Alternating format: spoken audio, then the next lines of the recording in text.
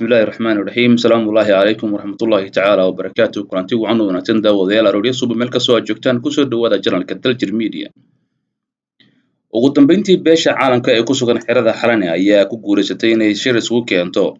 dhinacyada siyaasadda Soomaaliya isku diidanaa ee dowlad goboleedyada kala ah Jubbaland iyo Puntland iyo dowladda federaalka Soomaaliya gaar ahaan madaxweyne Maxamed Cabdullaahi Farmaajo iyo ra'iisul wasaarihiisa Maxamed Xuseen Rooble iyo gudoomiyaha gobolka Banaadir kadib cadaadis badan oo ay beesha caalamku saartay madaxda dowladda iyo dowlad goboleedyada ayaa lagu heshiiyey in maalin sabtida ee berita ah lagu isugu yimaado shir ay albaabadu u xiran yihiin oo ay beesha caalamkuna qayb ka tahay kaas oo markaasi ka dhacaya xerada Xalane gaar ahaan halka loo yaqaano Afisiyoni shirka shirka lagu bilaabay ayaa ah dalabkii labada madaxweyne maamul goboleed ee Jubbaland iyo Puntland taas oo ahayd intaanu shirka furmin in laga heshiiyo horta ajendaha shirkaasi uu u soconayo iyo sidoo kale cidda ka soo qayb galaysa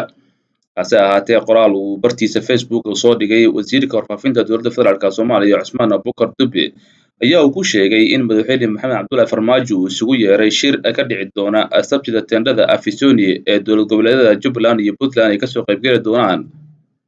balse maamulka Puntland ayaa iyaguna qoraal barahooda bulshada ay soo dhigeen waxa ay ku sheegeen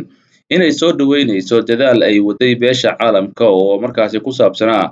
sidii loo xalin lahaa caqabadaha ku xeeran arrimaha doorashada isla markaasna la isugu keeni lahaa shir dhammaanba saamilada siyaasadda waxaana la isla gartay bay yiraahdeen in sabtida 3 bisha Abriil 2021 ay madaxda dowladda federaalka Soomaaliya iyo dowladaha xubnaha ka ah ay isugu yimaadaan shir hordhac u ah shirka wadatashiga arrimaha doorashooyinka Puntland ayaa sheegtay in shirkan ay soo qaban qaabisay beesha caalamka isla markaasna ujeedadiisu ay tahay in madaxda Soomaaliyeed ay isla afkartaan sidii shir wadatashi ah oo midaysan looga yeelan lahaa arrimaha doorashooyinka isla markaasna dalku u wajihi lahaa doorasho midaysan oo ay dhammaanba ka qayb galayaan saamilada siyaasadda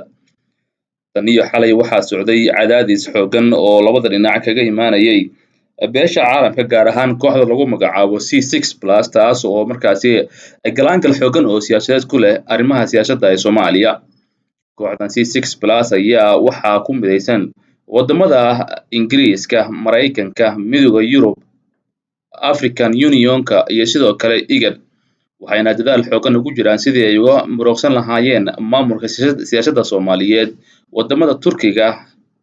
Ruushka, Imaaraadka, Qatar iyo kuwa kale oo dirisla wixii ku soo kordhay waxaan kugu soo gudbin doonaa barnaamijyadeena iyo wararkeena soo socda haddii Allaha awood u ogolaado